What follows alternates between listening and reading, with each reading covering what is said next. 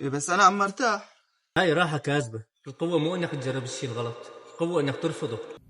المخدرات دخلت إلى مجتمعنا، مدننا ومدارسنا. يا اخي ملاحظ انه معتصم صار له فترة مو على بعضه. ايه والله ملاحظ هالشي له فترة، يعني مو عاجبني وضعه. عم بضل قاعد لحاله يا زلمة وصافن شو رأيك نروح نشوفه؟ روح خلينا نشوف شو قصته. يلا تفضل. لمست أصدقاءنا، أحباءنا وأبنائنا. السلام عليكم. مرحبا معتصم. شلونك؟ شو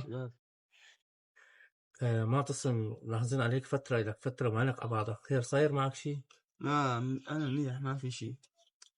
لا في شي، إلي فترة ملاحظ انك انت مانك بخير.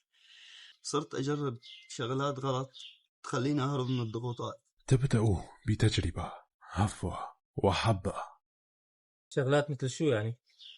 شغلات غلط كنت أحكي مرة واحدة وتعلقنا فيها. مرة واحدة؟ ما بتعرف انه هالمرة هي بداية طريق؟ إدمان المخدرات يدمر حياتك وحياة من حولك.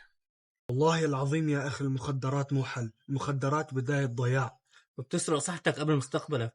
وبتخليك تعيش وهم كأنك مرتاح. إيه بس أنا عم مرتاح. هاي راحة كاذبة.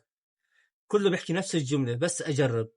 وبعدها ما رح يقدر يوقف، ورح يخسر أهله ونفسه وعيلته. طيب إذا وقعت بالموضوع خلاص انتهيت. لا ما انتهيت، المهم توقفوا اليوم قبل بكرة.